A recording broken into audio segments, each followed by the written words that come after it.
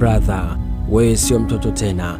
Muda haujawahi kumsubiri mtu na wala haujawahi kuwa na huruma na yoyote ule. Kuna siku utajutia wakati unaopoteza hivi sasa. Wakati huu ni wa kujijenga na kuwa bora zaidi. Usisahau ulichoahidi wazazi wako nyumbani kwenu kijijini, kuwa siku moja watashinda, siku moja wataishi vizuri na kuacha kulima kwa jembe la mkono. Wakati unaondoka kwenu ulisema arudi mafanikio au irudi maiti. Mbona umesahau kaka? Brother, usishindane na vijana wa mjini ambao wakati wanakuwa waliamka wakalikuta school bus lipo nje linawasubiri, lakini wewe ulipoamka kwanza ulifungulia mbuzi na kuku, kisha ukaenda mbali kisimani kuchota maji ya kuoga. Familia yenu hadi unakuwa mtu mzima hamkuwahi kumiliki TV. Chakula kiliwekwa kwenye sahani, asiyekuwepo na laki alipo. Usisahau ulivyolelewa kwa shida.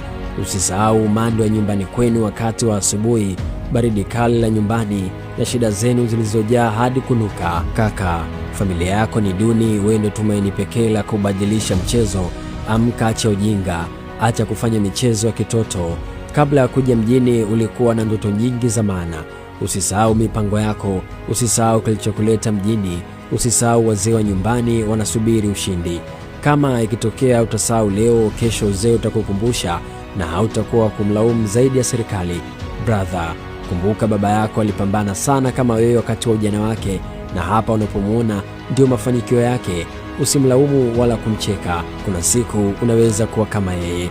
Acha maisha ya kuigiza, acha kujiona bado mdogo, acha kuona bado una muda wa kutosha. Kuna siku itafika utaona asubuhi na jioni ni sawa na sekunde mbili. Kuna muda utakuja utaona masaa 24 hayatoshi. Kama upo chuo sasa, jitahidi kutafuta nafasi mpya kila siku na sio kupambana na mademu wa first year. Jitahidi kufungua milango, jitahidi kuwa na marafiki watakao kuinua na kukuonyesha machimbo mapya ya fursa kila siku, na sio watakao kuonyesha viwanja vipya vya starehe.